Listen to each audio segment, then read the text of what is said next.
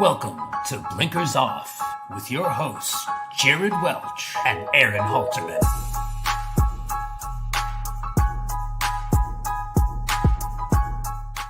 What is up? What is up? I'm Jared Welch. He's Aaron Halterman. It is Thursday, January 23rd, and this is Blinkers Off. What's up, man? Pegasus week. I love it. We're back. It's here. We're here. It's arrived. It's conference championship weekend.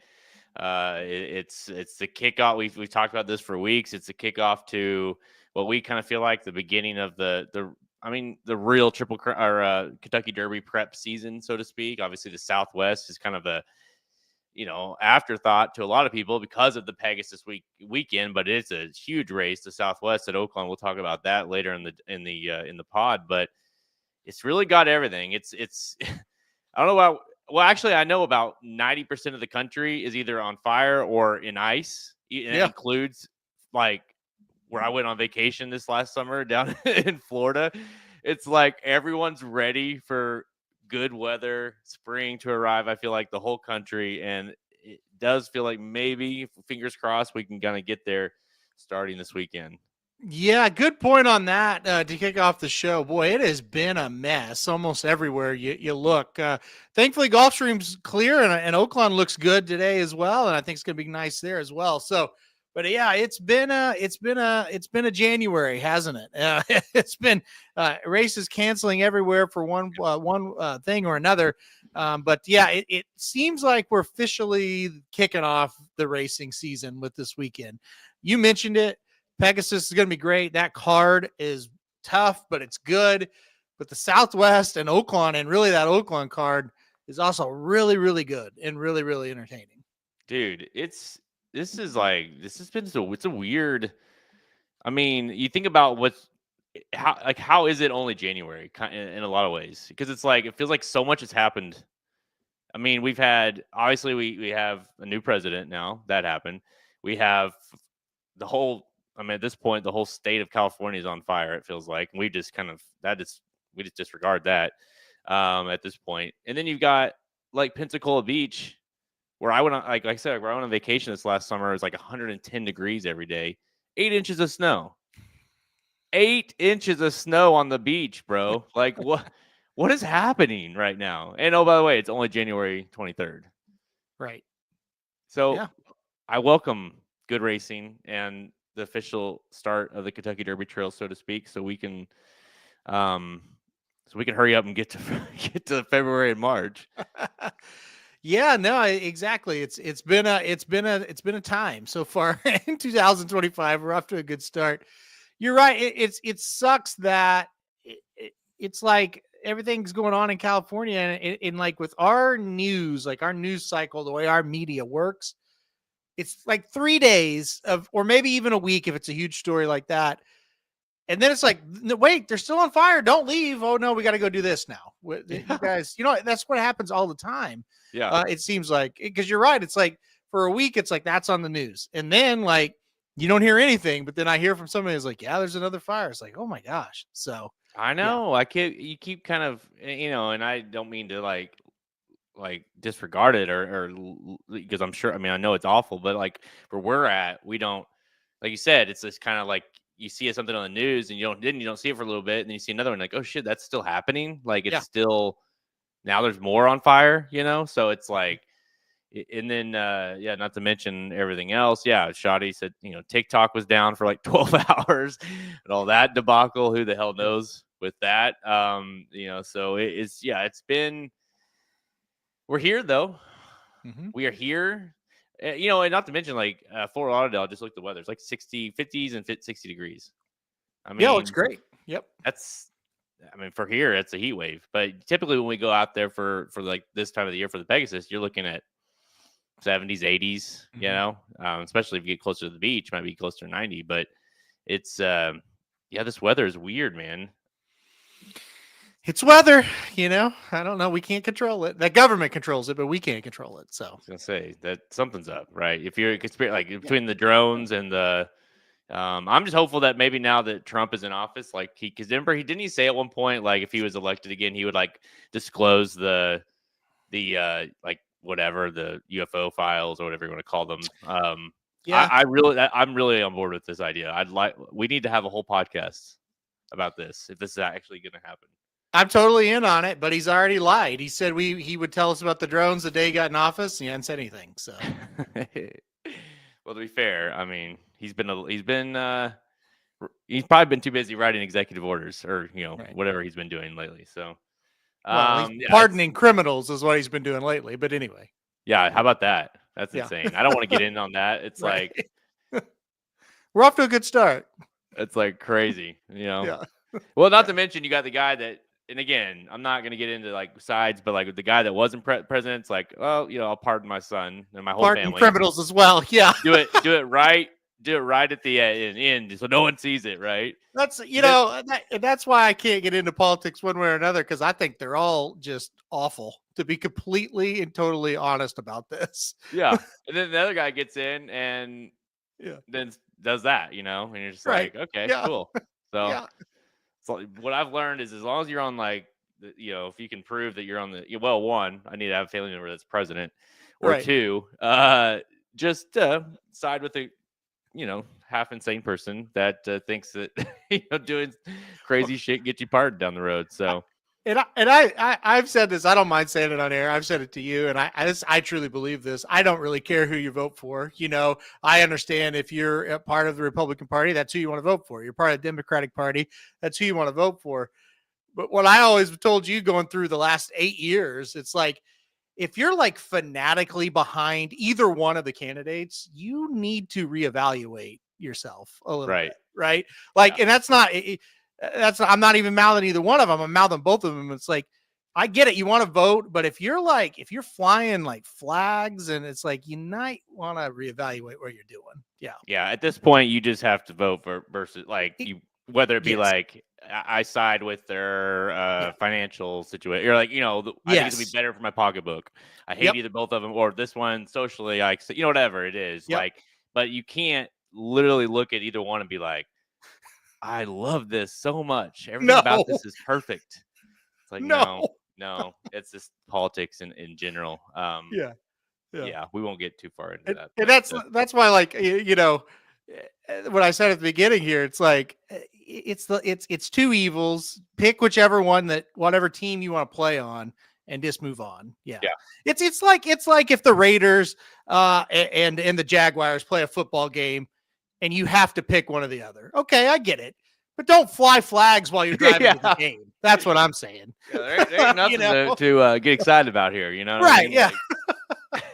It's like I understand that you want to pick one or the other. Just don't fly your flag. Yeah, you gotta pick one of them, but you just don't let your neighbors know about it. You know what I'm saying? Like it's just ended at that. Okay. Yeah. Yeah. So we'll see. The next 4 years should be interesting. But every 4-year cycle is interesting. So that's where we're at now. It used to none of them would be interesting, and now they're all interesting. The one thing about Trump is that no matter if you hate him, if you love him, or if you're in the middle, whatever, it's exciting. I'll put it that way. Like, you just never know what he might say, what he might do, who's going to get pardoned today, what, alien files are going to come out tomorrow, whatever it is. Like, hey, you know what? In the world of politics, it's like, we're rolling the dice every day. You know what I mean? Like, it's kind of entertaining. It is entertaining until it's not, but you know what I mean? But yeah. Anyways, but yeah, well, we will talk about the playoffs here coming up. We'll talk about that. I know Halterman and you and your dad discussed that earlier on Dudes Who Bet Sports. We'll talk about that, of course, at the end of the Gulf. I can't even with that. I can't. The Gulf of America, it's just too much. Rolls off the tongue.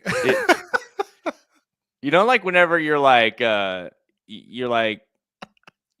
boy, like your bro is like, you're like, I got his back or whatever. And then it's just like, the more you just keep saying dumb shit, and you're just like, okay, I got time. Let's wrap it up. Okay. Let's wrap it up. It's like, I can get on board with you, but why? I don't know. Never mind. It's just, I honestly, when I heard about that, I legitimately thought it was a joke. And then I heard it multiple times from him, and I thought, oh, wow. Heather told me that, and I thought, okay, you've seen it on social. It's Like got an to be SNL something. spoof or something. Yeah, exactly. Yeah, it's got to just be something funny. No, it's it's a real thing. Okay, cool. We should try naming something like that. We like, should, yeah. I mean, I can think of a couple things we could name. we should buy a track, and we could call it, like, it's almost like, FanDuel. It's called Racing Dudes Arlington Park or something. Yeah, exactly. That's not what I was thinking, but anyways, we could buy a dog track, and we could. Ooh, I like that. Yeah, we could probably afford that, maybe. Yeah, we could afford yeah, and that's just it. You got 4 years. I mean, no matter what side or president's in, like, you obviously have, they get the characters on SNL and all this stuff, but Yep. Trump is like, it's just low hanging fruit. Obviously it doesn't help that, or it helps, I guess, depending on how you look at it, that that NBC is definitely way left, and so they just, it's just easy money. He gives so much content, so it's it obviously the ratings for that, like, yeah, we're not really upset that he won, because like our ratings are gonna go through the roof on SNL and all the shit. He is a ratings draw. There's no doubt. 1000%. Anyways, what do you say? Let's just get right into it, guys, because we've got actually 4 big races, 3 Pegasus races. We're going to look at the $3 million Pegasus World Cup, the $1 million Pegasus Cup Turf, and the $500,000 Pegasus World Cup Filly and Mare Turf, as well as we're taking a look at the 2025 Kentucky Derby picture, what happened last weekend, obviously in Lecomte. And we're going to look at this weekend's Southwest Stakes. That's right, the $1 million Southwest Stakes running at Oaklawn Park this Saturday. Let's go. I can't wait for the YouTube comments. Somebody will get triggered by all Oh, that. yeah. I can't wait for it. Listen, we are so we're so soft in America now, so it's like somebody will, anything, that'll trigger something, but that's fine. Yep. Oh, yeah. Yep. We literally said nothing, but we brought 2 names up, and it's like, yeah. They're gonna go nuts over that one. I mean, just wait, guys. Just for those of you watching, or if you're watching this after the fact, just keep scrolling down, check out the comments. I guarantee you, there's at least one crazy person that's just going nuts about keep politics out of. I just came here for the picks. Yeah, that's gonna be the line. Came here. You lost me as a subscriber. Stick with horse racing. Yeah, that's part. I mean, honestly, guys, that's part of today's problem. That we're not allowed to have opinions. You're either one side or the other, and if you have an opinion, then you suck. Right? Yeah. I'll never forget. Like, it was worse. I haven't really messed with it now, but I remember whenever I feel like. I think it was because did Trump, was he 2020 the first time? No. He had won. Yeah. And he was running again. And he lost. Okay. Yeah. So that's when it was because you remember, when he won, it was like, holy shit. No one really backed him really. They did, but it wasn't fanatical type stuff. Right. Yeah. It was like, oh shit, he won. And then the second go around, it was like, you either were Trump or, F you. And I remember when I just kind of hit the dating scene again, and I remember talking to this girl. Well, we started talking, and then it went cold completely, and I was like, "Yeah, what happened?" And she's like, "Well, I saw on your I think it was my Facebook profile, which, by the way, it hadn't been updated in 10 years, maybe. As far as I didn't even know it was on there. Well, I saw that you were you had some stuff about Obama or something." On there, and I just can't. I'm Trump and all this stuff. I'm like, wow. First of all, not to get into politics, I could vote either way. Second of all, the fact that you can just you can judge somebody based on how they vote or how they don't vote is just insane to me. And you wrote that probably when you were a sophomore in college. Literally was in college. Because it was when Obama was huge and like was making all these change. It's like I was in college. You believed in all this. You wanted to believe like making things better and all this stuff. And it's like it's just wild to me that before you can't even like, hey, all right, I saw that you did. Like, tell me more about that, or why do you feel? It's like no, it's just like nah, I'm out. And it's like most college people did vote for Obama when that happened the first time he ran because of what he said. And it's just like, wow, okay. I don't really want to date you anyways if that's how you view people. So that's insane. Have fun with It'd that. be one thing if like you on your Facebook like wall or whatever the hell it's called, you've got like pro current day stuff that she agrees or disagrees with like over and over and over, right? Yeah. That would be one thing where I would think she could be like, okay, yeah, probably would not going to work. And dude, it wasn't even like posts. It was like on my profile. Right. Apparently it said like Democrat or something. You know what I mean? Like it was like, that's all it said, like single, ball, and then Democrat. And that was enough. Like just to be like, nope, can't do it. And like you said, you probably set that when you created your account as a sophomore in college. And you probably didn't even know it was even on there or public. Bro, I had to go into it and I was like, I didn't even know that was in there. Like I didn't know that was on my profile. And so then I got her to apologize because she was like, she felt bad. And then I was like, nah, I'm good. And I said, I don't want to go out with somebody that makes those kind of judgments on people. And so I was like, peace. But it's just crazy. Like, I'm sure she's very happy now. So yeah, probably dating my dad. Like, honestly, unless you are like posting stuff on your, one of those people that's like steadily posting crazy shit on your profile, then that's like, okay, that's a red flag. I just don't want to mess with that. But past that, it's like, I don't really care. Like, that's the whole point about being, people and Americans. Like, we can have opinions. Right. We don't have to always agree, but how many dates did she go? I never went out with her, actually. I never met her. I've never actually officially met her. I just we'd matched and we were talking. And then I was like, no, I'm not going down that road. So it's crazy. Crazy. Good stuff. Start the Pegasus show. Yeah, no shit. Can we keep going on We've already lost half the viewers. So it's like at this point, let's just go ahead and get this over with. If we weren't dead, we are now. So. To say the comment section's going off again. Gonna be bad. Oh shit! All right, Saturday at Gulfstream Park. Let's get into some racing here. Race number 10 is the Pegasus World Cup Mare Turf. It's a grade 2, worth $500,000, going 160 miles on the turf for fillies and mares, 4-year-olds and up. Dude, it's a wide open affair here. You've got them really across the board with options. You can take your choice, really. There's no clear favorite, although there is obviously a morning line favorite of Sacred Wish at 92, Rakia at 4-1, 9-2 on Sacred Wish. But when anytime you have a 4-1 favorite, 9-2, 8-1, 5-1, Fluffy Socks, 6-1 will be your best. That just tells you there is zero standout in the race, and really. You kind of not only do you get to pick your horse, but you got to get your price as well.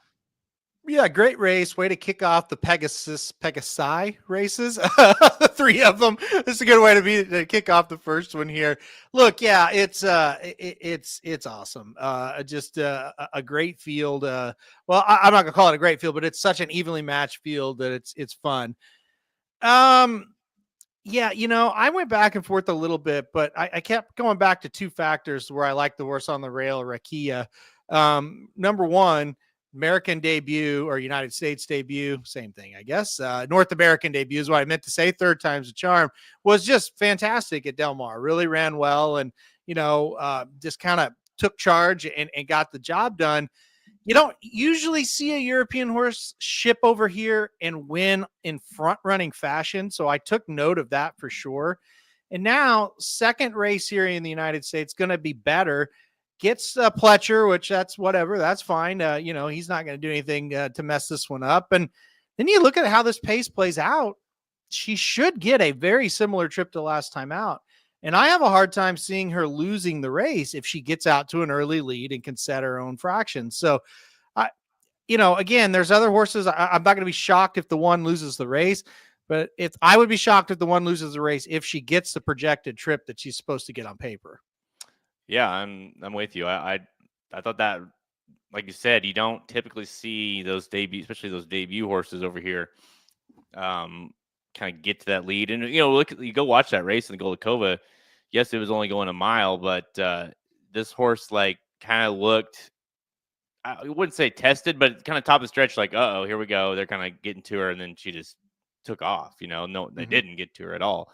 And so, and Sacred Wish was in that race as well. A horse that, is obviously a very nice horse, came back to win off of that race, in a grade 1 at Del Mar the next out. So, I think Sacred Wish is certainly in this race with a shot. And so I really think I'm with you. If the one can run that same style, especially drawing the rail, I don't see how that horse doesn't. Should like Gulfstream, the surface. I mean, as far as speed favoring, I like her a lot. I am concerned. You think the 3 will mess things up a little bit for the 1? I think that is the best candidate to do it. What I'll say is, though, the race 2 back, the 3 Be Your Best does set the pace, but they were going longer and they went pretty slow. I don't think she naturally is as fast as the 1. Now, do they try to kind of ride her out there? Do they try to ask her to go? Possibly, and it could mess it up for both of them. I think both things being equal and they both just kind of run their normal race, I think the 1 is just naturally a little bit faster than the 3. But you're right. I mean, that is the one that's scary. That's the one where we could, at the end of this race, we could say that damn 3 went out there and pressured and set it up for like the 10, let's say, or whoever. Mm-hmm. So yeah, I could see it happening. You mentioned it with the 1 as well. That field that day at Del Mar, this was the Breeders' Cup undercard, one of the races on the Breeders' Cup undercard. This was a very, very tough race to handicap that day. Maybe one of the harder ones. And it was because there were some really nice horses in there. So I think that race was just as tough as this race. This is one of those races that, like you kind of said, before we hopped on air, it's like, and honestly, guys, let's be clear, like this whole card is awesome. It's also very hard. Mm-hmm. Certainly magnified by the 3 big ones here. You're going to be right and wrong at the same time a lot of times, I feel like, on this card. And so you like you said, like you think the 1 is fast enough to do it. We don't really know, you got to kind of take that shot. I do think you're going to get rewarded on the price here, which is probably the case for most of these races as far as the Pegasus. Oh, and really all of them, but definitely the 3 we're going to talk about on the show. But yeah, I'm with you. I think, the one horse that I wanted to mention, because I did not include in my top 4, but I do think this horse is interesting, is the 10 Manushka, which is a name that I love just based off of any Office fans, right? Because of the when he starts watching $1 Million Baby. But Manushka. Anyways, that's a horse that if this thing sets up, this horse could come running late. I thought about the 7 for a while. Yeah. I think, look at the race last time out, didn't have a lot of pace and still ran on okay.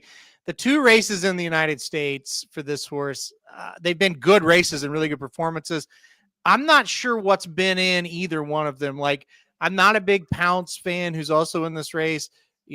That horse, she was able to finish ahead of Manushka, but the race on debut at Keeneland, the horse was even money. So people really thought this horse just kind of stood out over the group, and she did, but I just don't know what she's faced overall. I feel like this is a little bit tougher of a spot. I think she's going to pick up a lot of pieces. I don't think she'll pick them all off. Okay. Yeah. I kind of, that's where I went, and that's why I ultimately left off, because of the class. I mean, those races, like, if you just look at it on paper, it's like, yeah, it looks like the horse might be okay, but you look at who was in it, couldn't win, do it last time out, although the numbers weren't terrible. Okay, so this is an interesting one as well. So these 2 horses I was kind of back and forth with, and I think it's interesting kind of who's on who. Bless My Stars, the other Todd Pletcher, and then the 12 See You Around, both well-trained horses, Clement and Pletcher. Irad rode See You Around last out. Murphy gets on this one this time. And then Irad was also on Bless My Stars last out, who finished 6th, but it was a troubled 6th on a U.S. debut at Gulfstream Park last, I think it was like right before Christmas. Irad back aboard here. Take any thought into that? Like, do you think the 8-1 is somewhat live? If IRAD says, let's give it a second try, I think as a bettor, you'd be okay giving it a second try. And you said it best. The first race here in the United States did not go well. All kinds of trouble. Still closed up and got close-ish, length and 3/4 behind. Finished 6th, but got close. Getting IRAD back again is huge. I think of the sources one to throw on a ticket because, I think if you look up and this horse has whoever on it, like, I don't know, like Gaffleone, let's just throw out a name. And then IRAD's riding somebody else in the race. You go, well, okay, I get it, but here he sticks around. What that tells me, it doesn't tell me the horse is going to win or the horse is some kind of monster. It tells me they got this horse in the barn. They liked her quite a bit. That's why he jumped aboard the first time. And he came back after the race and he said, a lot of things happened. Let's give it another shot, basically. Yeah. I'm not ready to give up on her. Now, again, does that mean she's good enough to win this race? I don't know. But what it means is they see more talent in this horse. They're going to press on to this race. This is probably the race they had in mind to start off the season all along. They work backwards from it. I would give this horse a long look. I think this 11, Bless My Stars, is pretty darn interesting. Yeah, it's interesting horse for sure. It's I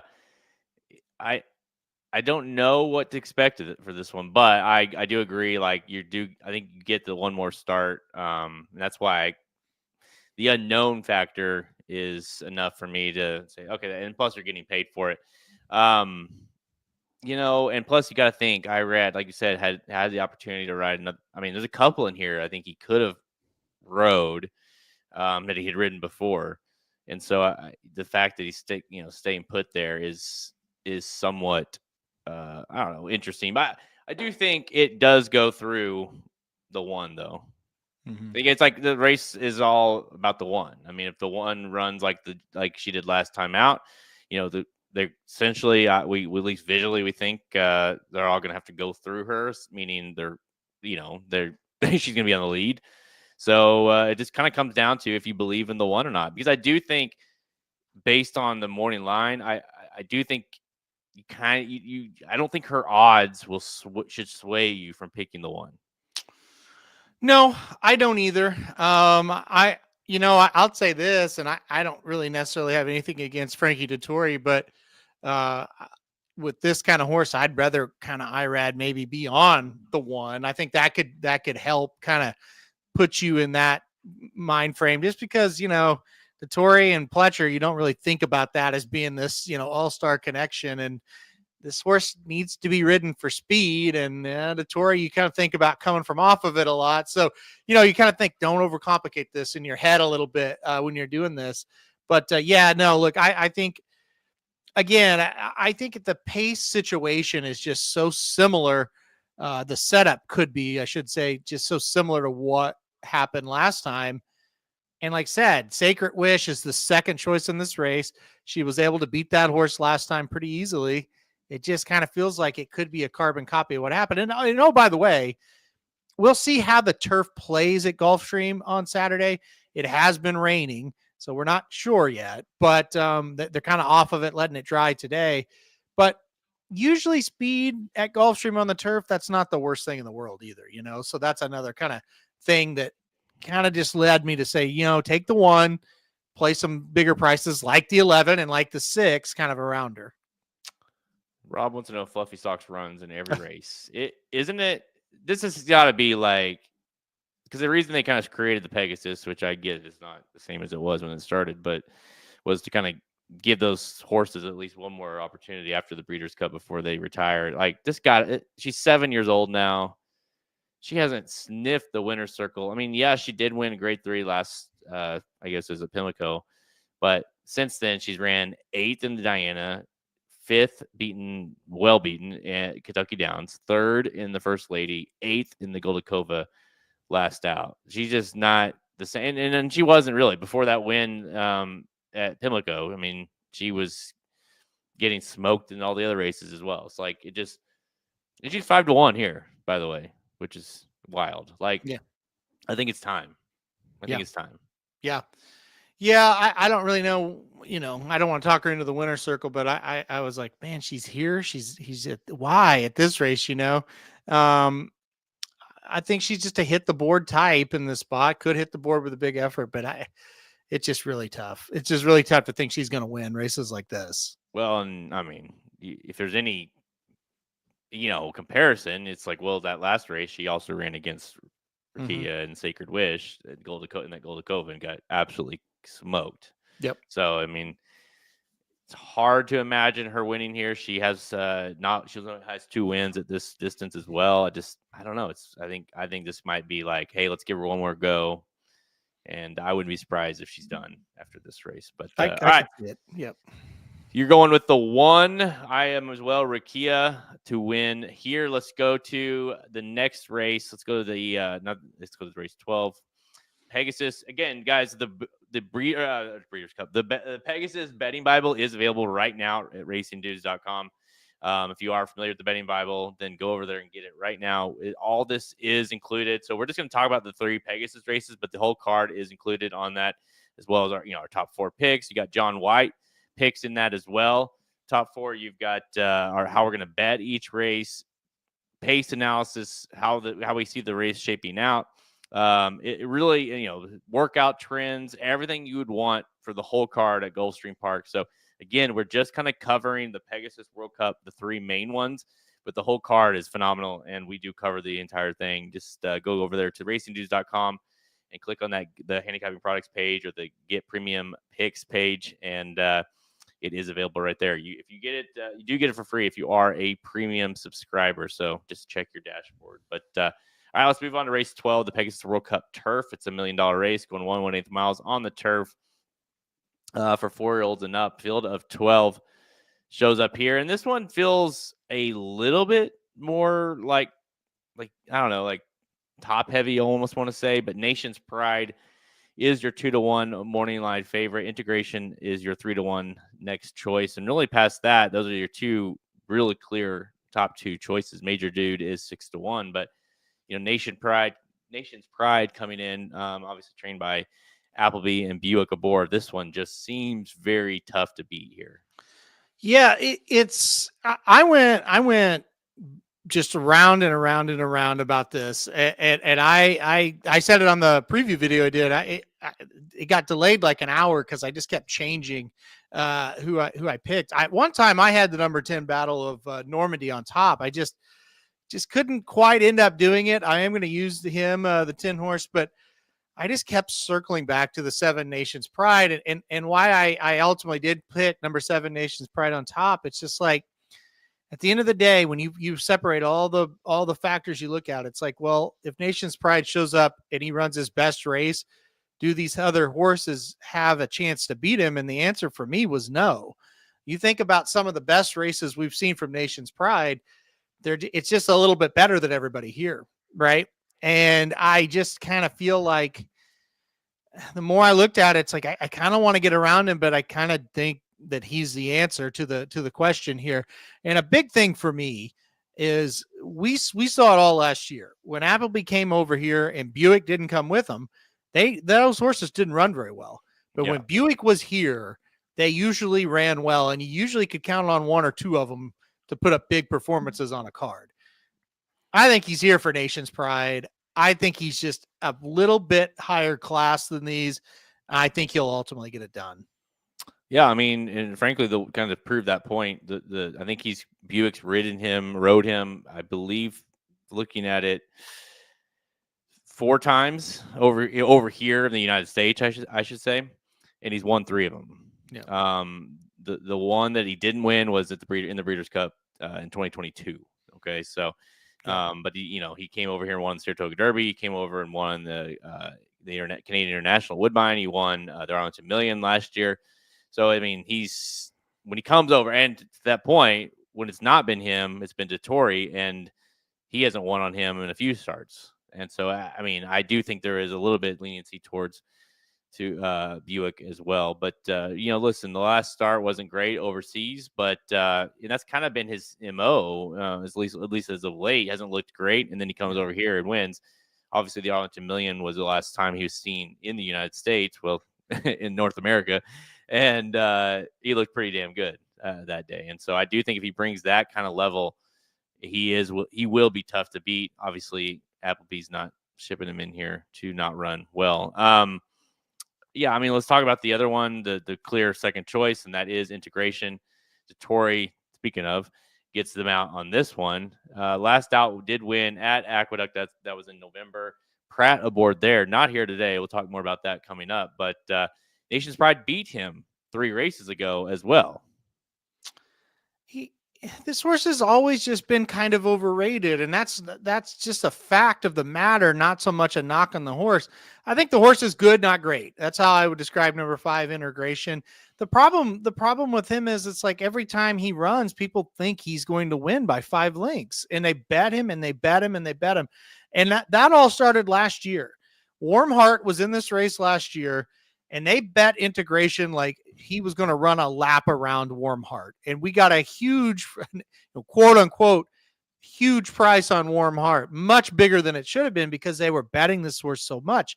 People just continue to bet him. I think when he's in the right spot, he can win. But anytime he moves up and tries to face better horses, he hasn't been able to get the job done. I look at this and think he's 3-1. That's probably realistic. That's probably what he'll be. I just don't want to play him to win at that price. I just don't think he's that kind of horse. I think the flip side, if you want to make a positive case, he does seem to be improving. I definitely think he's a better horse this year than he was last year, but he's going to have to be. He wasn't a factor last year in the race, so he's got to improve. Maybe he can be a factor. Maybe he can even get up and win it, but he's not for me on top at this price. No way.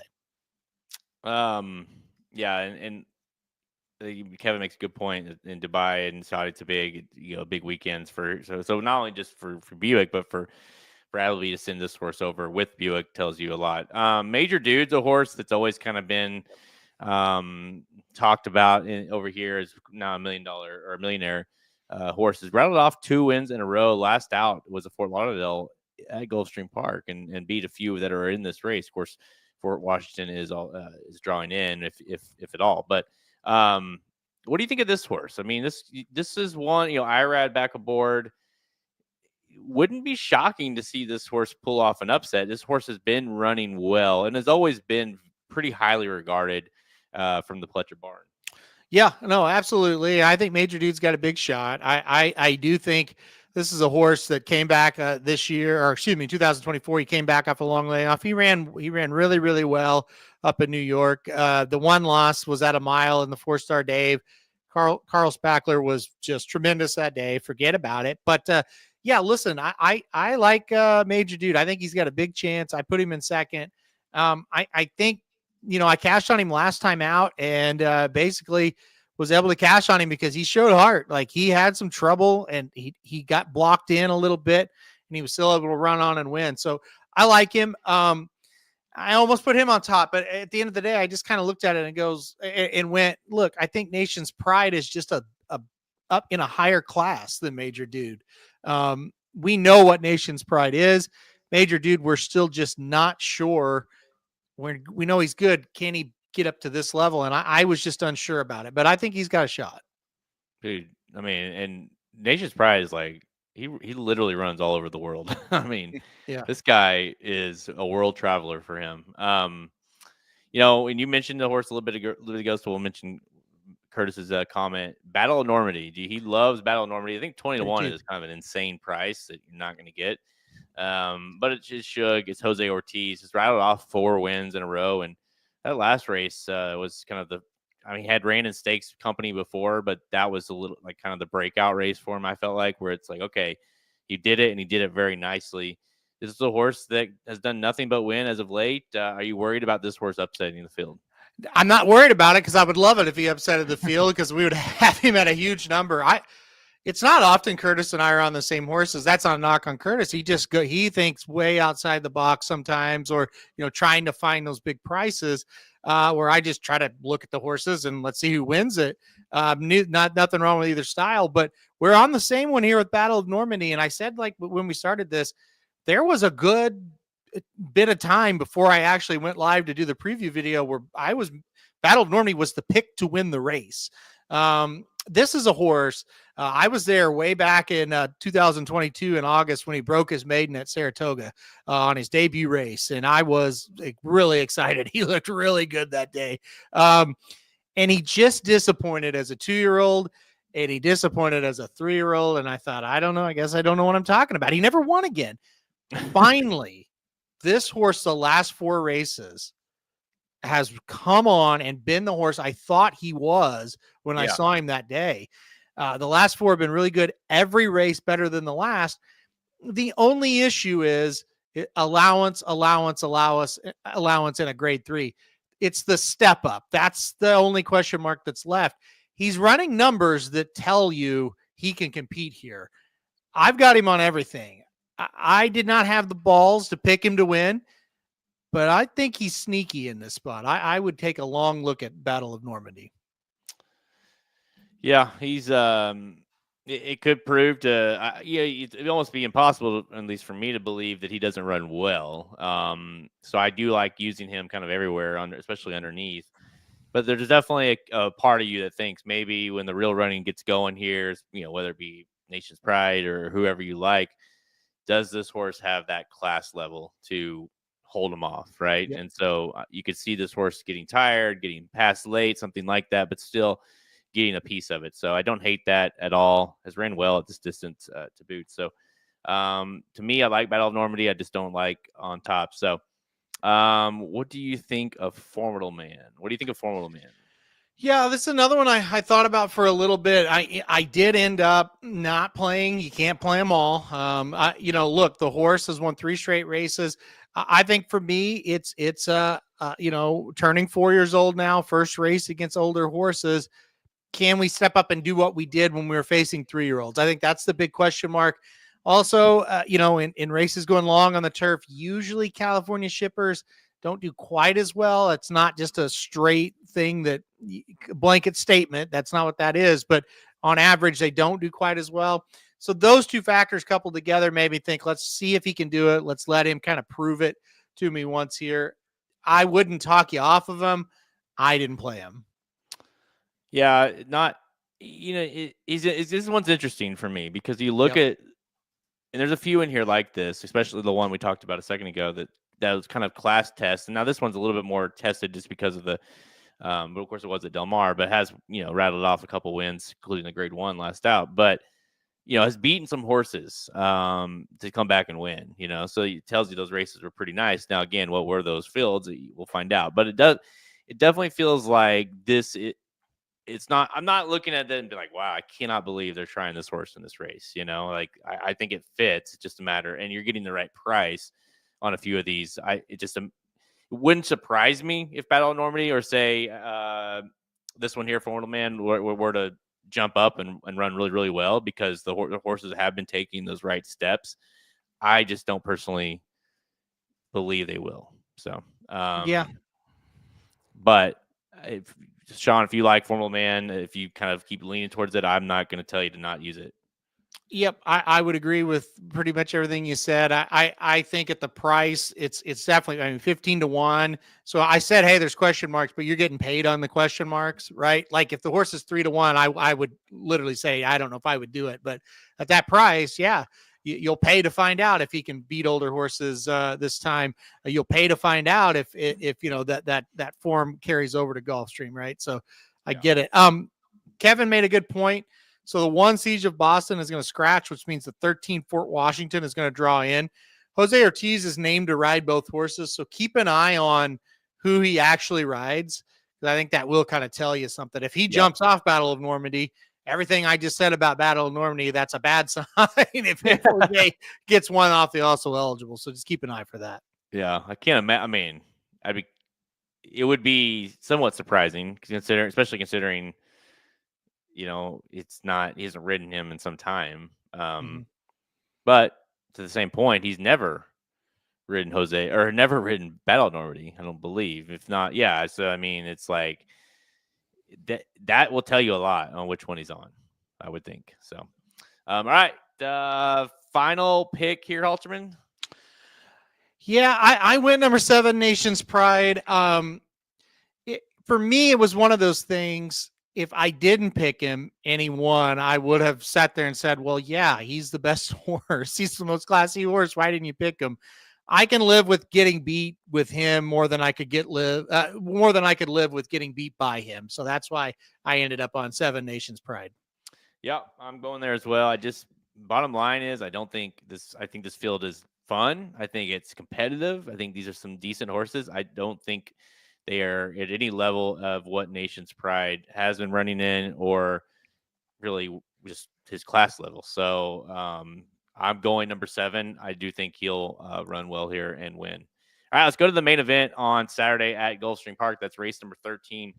The Pegasus World Cup Grade 1, $3 million, mile and 8 for the 4-year-olds and up. And you've got a nice field of 12 here. And, Halterman, it's not we don't have the superstars, so to speak, that we have had in the past in this race, but I think what this race has that those races haven't had in the past is you just have kind of top to bottom, a very competitive field.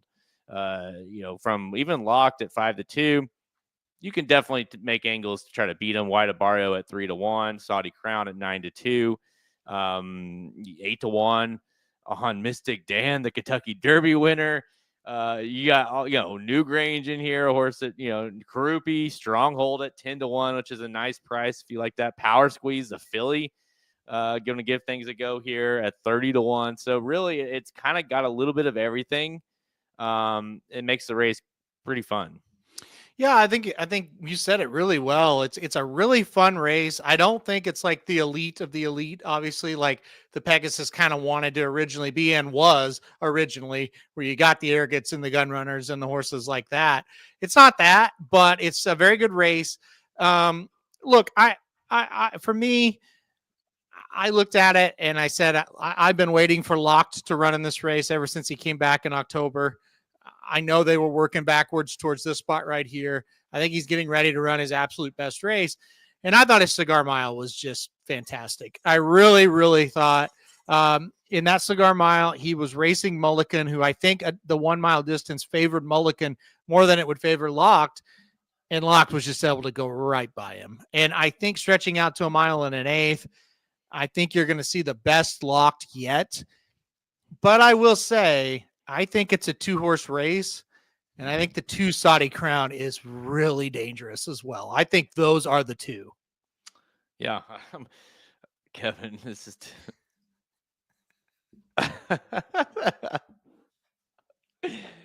I don't know if they're back together or not.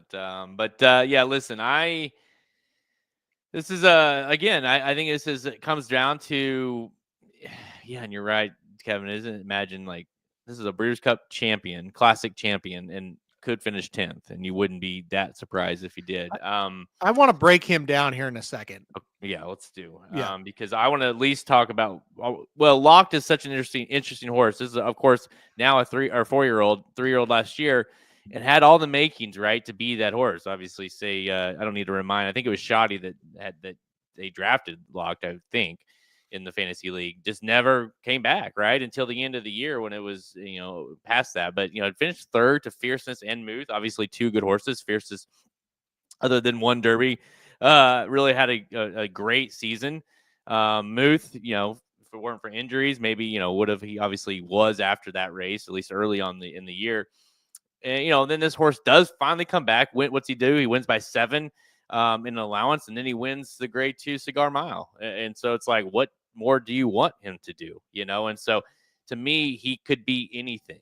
And so that is the concern here if you're playing against. Yep. From a fan standpoint, I think it's exciting to have him in this race. I think he could be, a horse that is around for a while, making some noise from this older males class, or this, so I do like him a lot here. I kept going back to the 2. Anybody that knows me knows how I handicap, knows the kind of horses I like to bet on. It's this kind of horse, right? It's the horse that says, all right, screw you guys. I don't care who's in the race. I'm going to the lead. You can try to catch me if you want. And that's the 2 in a nutshell. That's how he does his damage. That's when he's been his best, is when he goes to the lead and says, all right, come get me. And sometimes they do, sometimes they don't. But I know one thing. On this track, he can run at this distance. In that last race, now the Breeders' Cup Dirt Mile was a total disaster. I have no idea what happened there. But you go back in the race prior and then the race after, that's the horse that you're looking. I mean, he looked like he was unbeatable in that last race. Now, again, it was a fairgrounds. It was in a bullshit stakes race. But this is a horse that when he's on the lead, he's tough to catch. And these horses, I think it's between, honestly, White Barrio can prove me wrong. Who knows what he's going to do? I probably use him a little bit underneath, but I think it's between Locked and the 2 Saudi Crown. Yeah, it's Saudi Crown's one of those horses. If he wins, I'm going to go, well, yeah, of course he won. Why didn't I pick that horse? He's loose on the lead at Gulfstream. Yeah. You know what I mean? And this is just one where it's just like, I don't like, could Skippy Longstocking maybe go with him? I don't think so. We've seen that song and dance before. If it's a big time race, he's not going to go out there and blaze. So it's not him. Mixto is terrible. I don't think he's going to go out there with him. Newgrange, he's been beyond bad the last 2 races. And so then it's like, well, where's the other speed? It's not there. So who's going to catch him? I get it. I totally get it. And another horse that I wanted to mention, because this is another horse that I'll just, I am using and I do like quite a bit. I don't know that I could get there on top, but that's a 6 Stronghold. Yeah. I think the price is right big time on this horse. And that's what really entices me the most. This horse has done nothing but run well, really. His whole career, frankly. The only race he didn't, it was the Kentucky Derby. And he finished 7th. It wasn't a disaster. I mean, he ran better than a lot of those horses did in that race. But since then, he's gotten 2nd in the Indiana Derby. He's gotten 2nd in the Pennsylvania Derby, and he's gotten 2nd in the Malibu. Now, what do you see there? What issue do you see there? Well, he doesn't like to win, but he does run well pretty much every time. And that sometimes it goes at 7 furlongs. Sometimes it's been at 1.8 miles. Sometimes it's been 1.25 miles, 1.16 He runs his race. I think he'll run his race here. I don't think it's going to be good enough, but this is the horse for me that you've got to use in all the spots underneath, because I just feel like that's a horse that could get up there at a nice price and juice up an exacta, even trifecta, obviously a super. Yeah, he just makes too much sense, doesn't he, to hit the board like that. And we've kind of seen the same song and dance from him. I thought he ran pretty well in the Malibu, but he just, like I say, couldn't get it done. Ran well against Seize the Gray 2 races back, just couldn't quite get it done. I think we know who he is. Good horse, not a great horse, and you just kind of move on knowing that. But I cannot pick him to win. That's not to say he has no chance. I can't do it. Like, I just don't. There's not enough there for me to think he can win. Yeah, I know. But I'm with you. He's right there for me as well, with a big shot to hit the board. And here's the other thing. We have seen this in the past. A lot of years, you get a logical horse winning, and then you get a weird horse in second. We've seen that over and over. All right, let's go to school here, Halterman. Let's all do this together. Let's try to figure out what the hell we're gonna see from the 4 White Barrio. We'll pull up his races here. So, what a year this horse is. Well, let's say a couple of years this horse has had. This was a horse that kind of came from off the radar, was on the radar, then off the radar, then back on. Finished 3rd in the Met Mile to Cody's Wish. Then he goes and just absolutely annihilates the Whitney, annihilates the Breeders' Cup Classic, and then that was it. And then we went to Saudi, was awful. Went to the Met Mile, was awful. Came back to Dutrow. Or no, he went back to Safi from Dutrow, that little streak there. And then wins by 10. And then last out in the grade 3 here at Gulfstream, finishes 2nd to Mufasa. So what, I mean, could it literally, I feel like he could win this race by multiple lengths, drawing off, or could finish 10th. He's utterly fascinating. I would love to know what Dutrow did to this horse for those 2 races. Are you sure you want to know? Yeah, I would. Because I want to lay it out for people, and you guys make your. I'm not going to say anything because I don't know. I have no idea what happened here, but I'm just going to lay everything out to you. This horse was with Safi Joseph. Okay, just think about the reputation of Safi Joseph. Like what does people in the industry kind of think might be happening in his barn, right? Okay, what I'm saying is people don't usually move horses up off of Safi, right? And Safi did a good job. The horse won the Florida Derby. But you kind of, when you go back and look, it's like, okay, yeah, he won the Florida Derby. He beat Charge It in Simplification. Like, he kind of took advantage of some weaker horses in Florida that year. And it's obvious because when he got against better horses, he couldn't beat them. He didn't run just awful in all of them, but he couldn't beat them. So he goes to Dutrow, and he ran pretty well, probably the best race of his career, ran 3rd in the Met Mile. The horse ran a Whitney that is up there with anybody we've ever seen, I would say, in person. I mean, it looked like a Knicks Go like Whitney he ran. So you might think, okay, well, that's one time. This guy ran a huge race at the Breeders' Cup. I mean, a massive race. And you're like, okay, maybe Dutrow got it out of him. The fall off has been insane. So he went over to Saudi and did nothing. The Met Mile, he might as well not even been in the race. And then he goes back to Safi. And it's like, what happened? What's the real story? How do you can't, it's impossible. I'm sorry. It's impossible to pull out 2 races that were as good as anything we saw in the last 2 or 3 years. And then the horse go right back to this. It doesn't happen like that. So I don't know what happened, but it's crazy. What do you think? I mean, this is the loaded question, but I mean, are you using him everywhere? Are you kind of on the like, okay, he's until I can see some consistency here, I'm playing against, or do you just based on the unknown factor you got to use? I don't know why you would use him. Famous last words, perhaps, but I shouldn't say no. I'll take that back. I think if you can go, if you've got a ticket structure where you can go like 4 or 5 deep, you might as well throw him on because you don't want to get to this last leg and get beat by him if you think there's still any chance he has anything left. I would say that. But at the other kind of side of it is, other than those 2 races, okay, let me see how many. He started 19 times. Yeah. 2 out of the 19 times he's ran a race that will win this race, right? The other 17 times he hasn't ran a race that will win. So just from a pure handicapping standpoint, you have to look at that and go, I don't know how I can back him.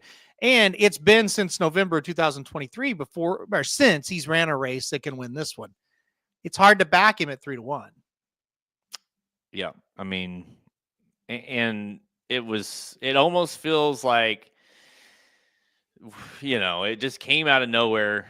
How we can debate that or not debate it, but discuss that further another time. But it came out of nowhere, and then it's like hard to get back to that, right? Like how I'm okay with a 3-1 is insane. It feels like they're probably, and I don't necessarily blame them. I mean, he's won $5.2 million in his career. He's a 6-year-old, certainly has outdone his expectations.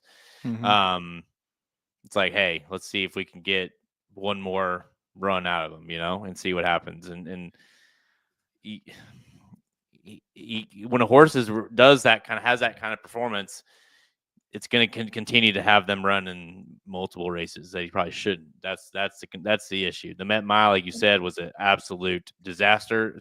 And then it's hard to believe he was even in the Breeders' Cup Classic the year before, let alone won the race. So he is a very interesting horse. I can't use him here. I'll just be honest. And the other side of it is that it's strange to me. Like, he's a sire now, right? You know what I mean? Like, he's done more than enough to get a good stud deal. Yeah. He's multiple grade 1 winner, Breeders' Cup winner, a horse that was in the conversation for horse of the year that year. I don't know what we're doing here. And is this maybe the last race and then they're going to ship him off to stud after this? Is that what might be happening? It feels like that. And honestly, it feels like it could also be that same situation for another horse in the race, and that's number 9, Mystic Dan. Yeah. Who's going to win? But if you head-to-head bet here between Mystic Dan and White Abario, where are you going?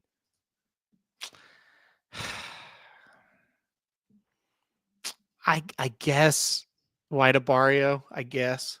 I mean, I think that says a lot, I'd say. God, that's a tough question because who knows what Mystic Dan is now.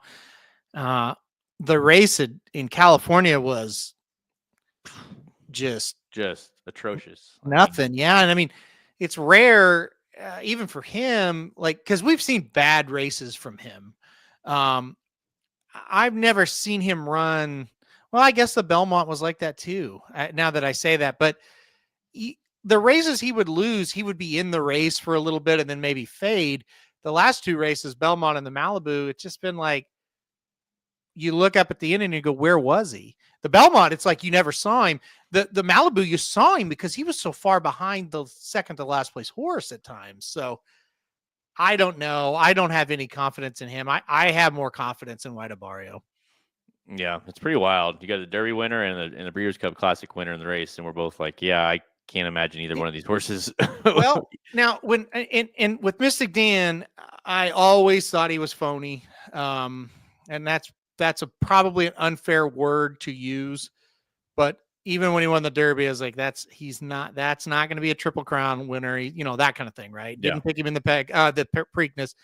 When White Abario went back to Safi, I immediately thought Pegasus. That's what they're thinking. Pegasus. They'll work backwards. In that first allowance race, he won really easily, and I thought, well, maybe he's back. And then you see the next race, and there isn't really any kind of improvement. So what I'm trying to say is I kind of wanted to get back on White Abario again, and he just hasn't given me a reason to do so. Yeah, I mean, listen, there's that stretch there for Mystic Dan. That's we're in the Southwest, which obviously was on the slop and it was dominant that day. And then the Derby was in 100 buyer, and then the 97 in the Preakness, and then after that, he's barely broke 80 in those the next 2 starts. That's really insane for a Kentucky Derby winner. And so this to me also, I mean, the workouts have been good. I'll give him that, but it definitely is another situation similar to White Abario where it's like, hey, he is the Derby winner. Like, we got to, you know what I mean? Like, you got to try him a few more times. And if he's working out, great and whatever. And I believe Kenny McPeak is, he's a good horseman. Like, he's not going to run him out there if he's hurt. And so, yeah, it's just, but sometimes these horses, man, after they've done, when they have those kind of big peak performances, they don't come back the same. I mean, Always Dreaming was a horse that did that in the Derby after that, or after they matched up in the Preakness, it was over after that, Nyquist, some of these horses that they just don't come back after those big efforts. And so we'll see with Mystic Dan, but I'm with you as well. That's also a factor. It's like, I never really believed in him anyways. So the other one we got to talk about, because it's a filly in the race, I think at least she deserves some sort of mention. This is Power Squeeze. What do you think of them running her here? Listen, a good filly, obviously that's the other thing. Is like, if it's Torpedo Anna, you might say, okay, let's talk about this a little bit. It's not Torpedo Anna. Torpedo Anna was killing her all year, but this horse was kind of the other one. Alabama winner, finished second last out at Gulfstream Park, ran well at Gulfstream. So there's that. She's Gulfstream Park's Oaks winner. You tell me. I don't know why she's here. I mean, she's going to drop back. She's going to make one run. I don't think she'll finish last because I think there'll be some tired horses she'll be able to pass, and that's it. Like, I just can't get behind her in this spot. I do think 1 1/8 1 1/4, like, that's what she wants to do. That's how far she wants to run, but she doesn't want to run against these horses. I just can't see it. And I think she should be the longest shot on the board, in my opinion. Yeah. I don't even understand why she's. I mean, it's like, again, if it's Torpedo Anna, you say, okay, I get it. Obviously, because she was dominant all year. But this is it's like you're getting like the C string filly here. It just, I know. I mean, the only thing she has going for her is we know she likes Gulfstream Park, but I don't know. That's about all I got. So yeah, I'm with you. I just couldn't make a case for it all. I was shocked to see her in the race. I don't I don't follow who's going to enter, so maybe this was talked about, but I didn't know anything about it. So when I saw it, I thought, oh, that's weird. I don't know. Like I said, yeah, maybe she won't run. I don't know. But yeah, like you mentioned it. Torpedo Anna would be a horse you would think, a filly that you would think, yeah, she could come over here and win, or at least be right there.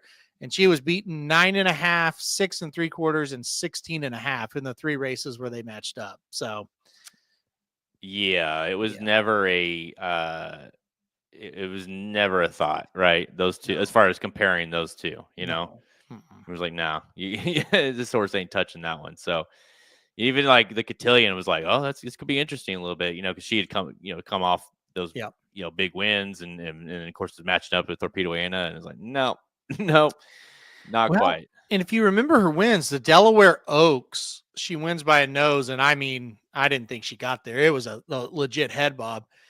And you remember the Alabama? It was a pretty slow race, and she just barely was able to beat Candied. So she's even if, say, this was a big race for fillies, for older fillies, and she's like, okay, we're going to step up, we're going to take on the older fillies today. I don't necessarily think that she would be my pick, right? No, yeah, exactly. No, so it's hard to think she's going to do anything here. Yeah. All right. So give me your pick. Well, who's your pick to win the Pegasus this year? I'm excited for Locked. I'm going to go number 11, Locked on top. This is a race that has been very good to me in the past, not so much the last 2 years, but every year past or before that, it's been very good to me. I feel like Locked is the horse that's been pointing for this more than anybody else. I feel like we're getting ready to see his best. So I'm going to go number 11, Locked. Yeah, I like the 2 Saudi Crown. I like both of those horses. Locked, I think, play that exact cold if you want. If you have the opinion, or play them, the play them, coupled together, or however you want to do it. But my opinion, Saudi Crown gets the lead, and Locked has to come get him. Yep. If Locked is the horse that he might be, then I think he does. But I'm going to take the chance to say that Saudi Crown just kind of gets a leg up on him and says, hey, you can't quite get to me. That's the other thing, too, that we didn't really mention. You horses like Mystic Dan and Wide Barrio, who are looking for that kind of second life, so to speak. Saudi Crown's going to just step on their throats. You know what I mean? Like, you have a horse like that in the race, there's going to give them no chance. Because if they try to get close to him, they're absolutely cooked. And if you don't get close to him and let him run out, then they're never going to get to him. What usually happens is, what you just said, those horses that are kind of close to him will start to chase a little bit, and they'll get really tired. Yeah. Let me ask you this. You said it. If Locked is the horse, he'll beat Saudi Crown, which basically what you're saying is you're picking Saudi Crown. Yeah, the pace advantage. Yeah, I think he's nice. But at 1 1/8, he's not a superstar, right? Yeah. All things being equal, Saudi Crown gets the easy lead, but Locked turns for home. He's made a move, and he's 2 lengths behind him. He's got 2 lengths to go for the whole stretch. Do you think Saudi Crown can hold him off? And if he does, do you think Locked is just not that good? Yeah, I think if the scenario you just brought up happens and Locked doesn't get to him, then Locked just isn't. Locked is good, not like hasn't made that step forward like we're hoping he does.